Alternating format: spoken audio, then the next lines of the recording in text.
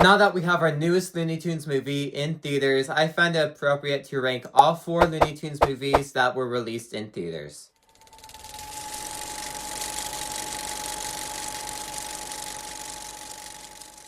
Now I know there's a lot of Looney Tunes movies out there, but I'm only ranking the ones that were released in theaters. So there's only 4 of them that were released in theaters. So those are the ones I'm going to be ranking. I'm not going to be ranking any of the straight to DVD stuff, the straight to streaming stuff, the short films, none of that. I'm just ranking the ones that were released in theaters. With that said, let's get started.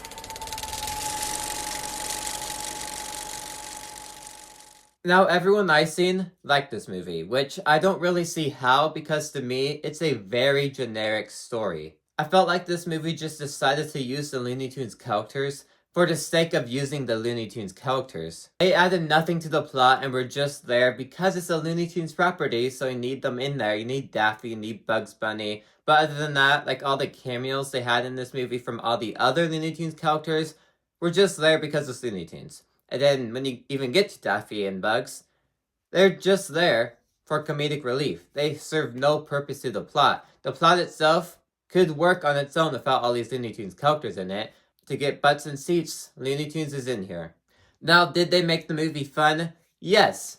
But are they necessary? No, they were not necessary at all. But I can appreciate them for being in this movie because they're the reason why the movie is better than it actually is. If the Looney Tunes characters weren't in this movie would just come off as a straight to DVD or straight to streaming movie and just have a stupid generic plot. And without the Looney Tunes characters in here, this movie will probably be like a 2 or 3 out of 10. But since they're in here, this movie is a bit better, but not by much. And I also didn't like how they used the Looney Tunes characters to get around certain plot holes in this movie. Certain stuff doesn't make any sense, but they start using that looniness of Looney Tunes to get around it, and it just leaves a big old plot hole in the way on why it doesn't make any sense. Now, you can say just turn your mind off and enjoy the film. I would say that if I actually enjoyed the film in the first place. Now, this sequel is definitely nowhere near as good as the original Space Jams. To me, I really like that original Space Jams, which I will talk about later on. But for the sequel could have worked. But I feel like they modernized the plot too much that it just doesn't feel like Space Jams anymore. It just feels like a big, long commercial for Warner Brothers. For about 20 minutes of this movie, we're going from DC to The Matrix to Rick and Morty, and we're just jumping between all these different properties that Warner Brothers owns, and it just feels like one big commercial. You can enjoy it because it's kind of like a Avengers level event because of it, but in Space Jams, but it's not Space Jams. Space Jams wasn't known for its cameos throughout the movie. It was just meant to be a fun sports comedy movie featuring Looney Tunes characters. And the basketball game is just a video game. It has video games rules, and it's just a big absurd thing. Goes into my point of earlier where they modernized this movie too much. That just doesn't feel like that original film anymore. And the basketball game proves that, and it lasts for way too long. And LeBron James is not able to carry the movie the same way that Michael Jordan did. He's not a terrible actor, he's not a good actor, but he brings his own aesthetic to the movie, but he's not able to carry it the same way Michael Jordan did. And I feel like they just didn't know how to use the Looney Tunes characters. They were just in here because it's a Space Jams property. The one that mostly got screen time is Bugs Bunny, and that's about it. Porky Pig has a rap battle, that's about it. Daffy is a referee, and that's about it. None of these characters really have a moment, they're just in the film because it's Space Jams. And I feel like you could have used the characters a lot more than you actually did. Better than the previous movie, but not as good as the rest.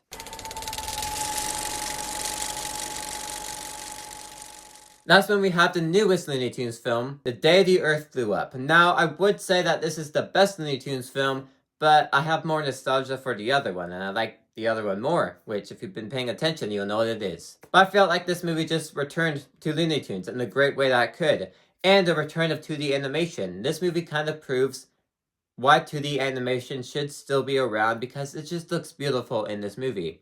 And the 2D animation still brought its own style. Even though it's not 3D animation, it still has its own style that feels like Looney Tunes. and I wish 2D animation was still around. And the movie also brought back the same humor of what makes Looney Tunes Looney Tunes, and this movie never took that away. I don't know if this was the movie's point, but this movie made me like Porky and Daffy more as characters. I actually love them now, and they're some of my favorite Looney Tunes characters in the entire franchise. And I don't know if that was this movie's purpose, but if it was, it certainly worked on me. And the movie just serves as a fun time. Either if it's in theaters or at home, you are going to laugh at this movie because it brought back what you loved about Looney Tunes and brought it back here. Out of all the movies on this list, this is the one that actually feels like Looney Tunes the most. But it is forgettable. That's my main problem with the movie. It's forgettable. You watch it and then forget about it. But if you're looking for a fun movie to watch, this is definitely one to watch and go support in theaters.